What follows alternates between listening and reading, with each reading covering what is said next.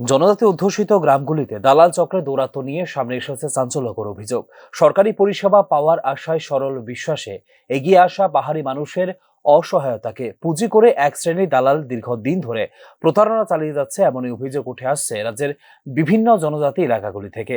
তেলিয়ামুড়া মহকুমার মুঙ্গিয়াকামী ব্লকের 18 মোড়া পাহাড়ের পাদদেশে 47 মাইল এলাকা ও সংলগ্ন এলাকায় এমনই প্রতারণা শিকার বহু পরিবার। প্রায় 2 বছর আগে ইন্দ্রজিৎ মলসমের পরিবার আধার কার্ড ও জন্ম শংসাপত্র তৈরির জন্য তেলিয়ামুড়ার নেতাজিনগর এলাকায় এক ব্যক্তির সঙ্গে যোগাযোগ করেন, যিনি নিজেকে পরিচয় দেন সহায়ক হিসেবে। পরিবারের সদস্যদের কাছ থেকে ধাপে ধাপে মোট প্রায় 6,000 টাকা নেওয়া হয়। অভিযোগ, সরকারি নিয়ম মেনেই ছবি তোলা সহ সমস্ত প্রক্রিয়া সম্পন্ন করা হলেও আজ পর্যন্ত হাতে মেলেনি কোনো নথি। ইন্দ্রজিৎ মলসমের পরিবারের দাবি, বারবার যোগাযোগের চেষ্টা করেও ওই ব্যক্তির কাছ থেকে কোনো সাড়া পাওয়া যায়নি।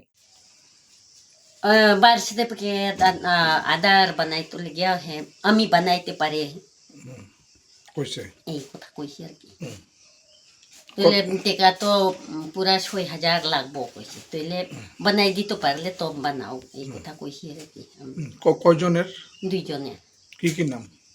করণ আর নিশারানি।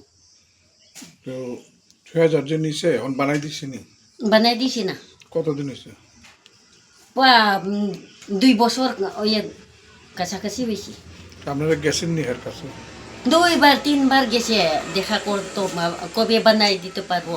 4বার 3বার ফুটু তুলতো গেছে। ওই কিতা নাম এই দিকে লইয়া আমরা হেরা 2বার লেগেছে। আমার গাড়ি ভাড়া কই এটা ওই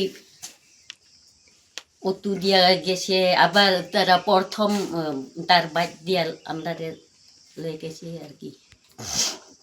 এখন পর্যন্ত দিছে না? এখন পর্যন্ত দিছে না। এই ঘটনা শুধু একটি পরিবার নয়, আরো বহু জনজাতি পরিবারেরও একই অভিজ্ঞতা।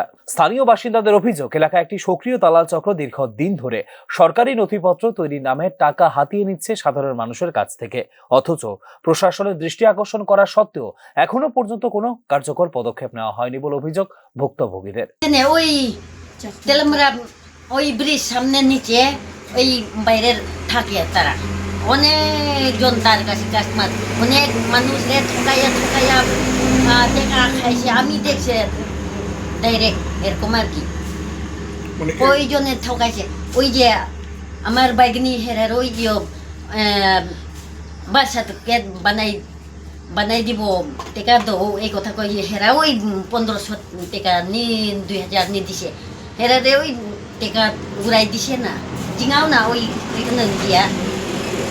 একাধিক অভিযোগ সত্ত্বেও কেন দোষীদের বিরুদ্ধে ব্যবস্থা নেওয়া হচ্ছে না তা নিয়ে প্রশ্ন তুলছেন অপেক্ষাকৃত কম শিক্ষিত জনজাতি পরিবারগুলি। এই ক্ষেত্রে জোরালো হচ্ছে পাহাড়ি এলাকার প্রান্তিক মানুষের সঙ্গে এই ধরনের প্রতারণার অভিযোগ সামনে আসায় দ্রুত তদন্ত শুরু করা, দালাল চক্রের বিরুদ্ধে কঠোর ব্যবস্থা গ্রহণ এবং সাধারণ মানুষের জন্য স্বচ্ছ ও নিরাপদ সরকারি পরিষেবা নিশ্চিত করার দাবি। একই সঙ্গে সরকারি ব্যবস্থার ফাঁকফোকরকে কাজে লাগিয়ে কিভাবে এই চক্র এতদিন ধরে সক্রিয় রয়েছে তা খতিয়ে দেখার দাবিও তুলছেন সচেতন মহল। Bureau report, news now.